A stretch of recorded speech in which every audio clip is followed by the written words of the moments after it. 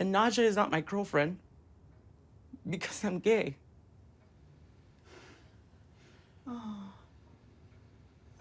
Wait, Mijo. you want to be a vampire?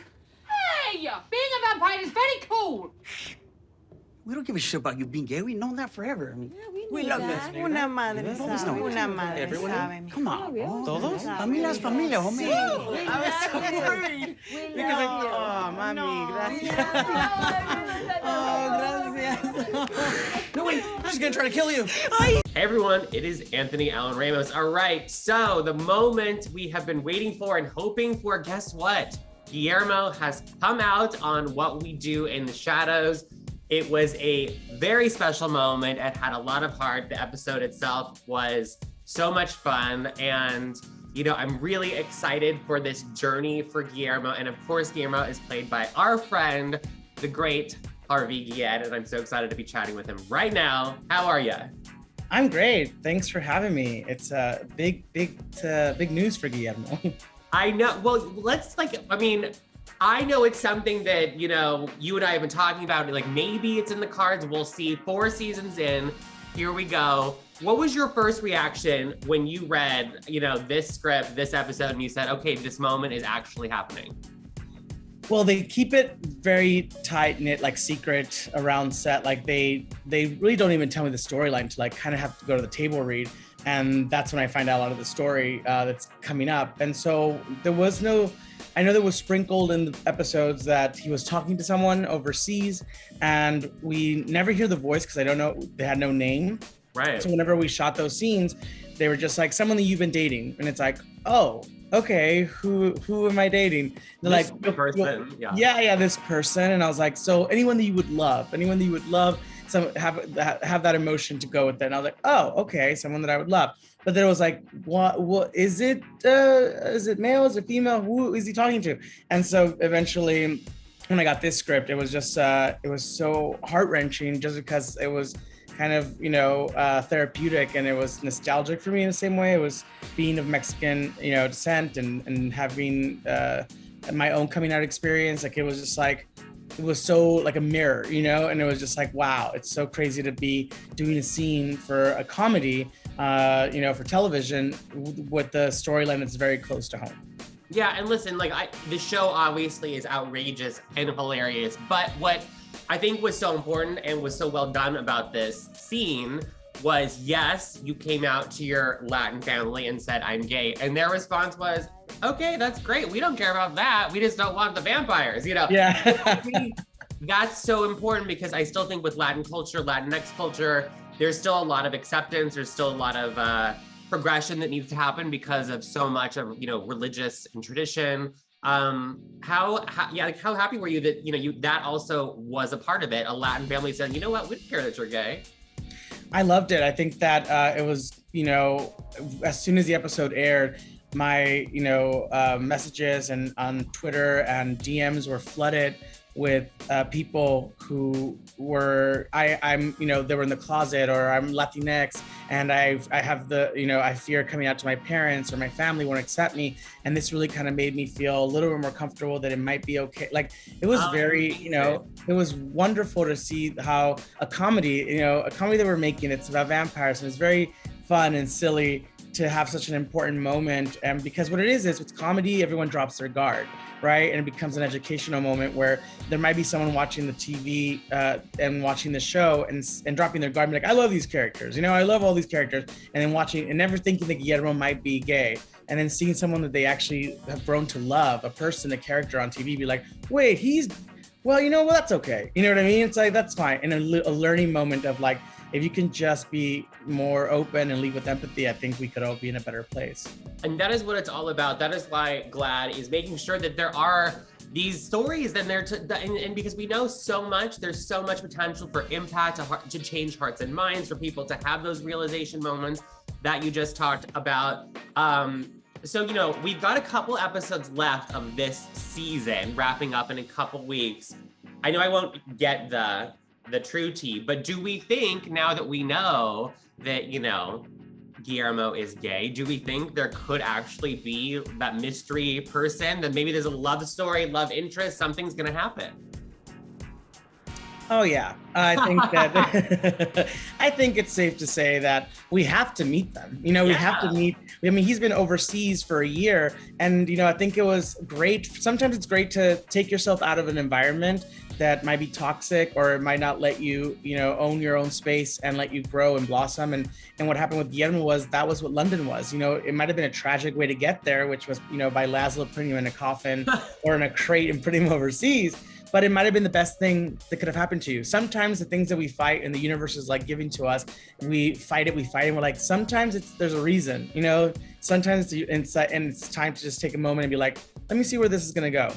And for him, it was, you know, overseas, meeting a love interest, learning new fight techniques that we saw in, you know, the night market scene, where he comes back as a badass with more even fighting skills than he left. And then he also has a bond with Naja, where the reason he does come out in that scene, a big moment of it, because he has lied about his job, he has lied about his sexuality, he has lied about his home. The lies kept, you know, building up. And that's sometimes what happens, I feel, where when we keep a secret like that, it's so big to ourselves, the lies start piling on. And then the heaviness in our shoulders of like, I just don't want to carry this burden anymore. And the thing that really kind of broke the camel's back for Guillermo was that his family was about to kill Naja. And the fear of like his biological family killing his chosen family, because you're allowed to choose a family. You know, if your own like biological family doesn't accept you, you're allowed to choose your family. And so now he has both these families at ends of like, one wants to kill the other and the other one wants to kill so he stands in the middle and uses the thing to deflect both of them is announcing that he's gay. He uses sexuality as the buffer, like, everyone stop, please don't kill each other because I love you both and I don't want to, you know, I don't live here. I work for them and I work for the vampires and I want to be a vampire myself. That's what I want to be. And she's not my girlfriend because I'm gay. Yeah. In that moment of like, I need you to both just chill because I love you so much. Both of you, both groups give me love in different ways. And for him to use that, and that's what made him come out. It only shows how Guillermo leads with his heart always. And he's willing to put his comfort on the line and his security and his safety because someone else's life is in danger. Yeah, and I like that she erased the family's memory except of the coming out because their reaction was so, you know, forthcoming and positive. So that was good. That was important. Yeah. You know, you mentioned that when you were, you know, reading the script and filming this, it was like looking into a mirror a little bit into your own coming out experience, obviously minus vampires, I would imagine. But what was remind us about that, like about when you had the courage to come out and tell your family, because it's, as we know, it's not easy. It never is. But, you know, like you said, once you, you know, get that weight off your shoulders and you can just really be so much more of a happy and complete person. Yeah, it was, you know, for me, I think my first experience of knowing that I was different and always, you know, I never hid who I was until other people told me what I was or was portraying to be was bad. And I just remember being like 6 years old and like going to Mexico with my mom to visit my grandma, and I brought my Tonka trucks. I love Tonka trucks, but I also love dolls. So I had like both worlds and I was like playing with both. And I went over to like the neighbor's house. These kids were playing on the dirt road and I wanted to play with them. And I said, you know, want to play, you know, and they were like, no, we can't play with you because our brother said that you're a mariposa, which translates to you're a butterfly, which is a negative derogatory word, you know, for someone who might be gay. And so I didn't understand that at the time. I'm 6 years old and these kids are like older, like 9, and they're saying words. And I was like, what does that mean? I don't care. Butterflies are cool, you know? And it wasn't until I knew the inflection that it had on it, that the power they were giving to that word, that I knew was bad. And I knew that I was different. And then I was just like, I remember, I don't know why I got so emotional. And then I got my truck and I said, well, I didn't want to play with you anyways. You know, I started walking away and then I felt like something grazed by my ear. And when I turned around, it was a rock and it gashed me right here. That's where the rock hit me and it just gushed blood. And then I fell on the floor. So, you know, it was like covered with blood and dirt. And I picked myself up crying and I ran all the way home. And I told my mom, they call me Mariposa. Why do they call me Mariposa? And then she was like, who called you Mariposa? You know, those kids, why did they call me that? And I could see in her eyes, was taking control of the situation. She knew what they meant. She didn't want her son to feel different and less than. So she said, ¿Y qué importa? Who cares that they call me Mariposa? Butterflies are beautiful. And that I knew that we were in it together. And it was like a moment of like, she knows something's different about me. I know something's different about me, but she's protecting me. And I could sense that. And then sometimes that's all you needed in that moment was that love.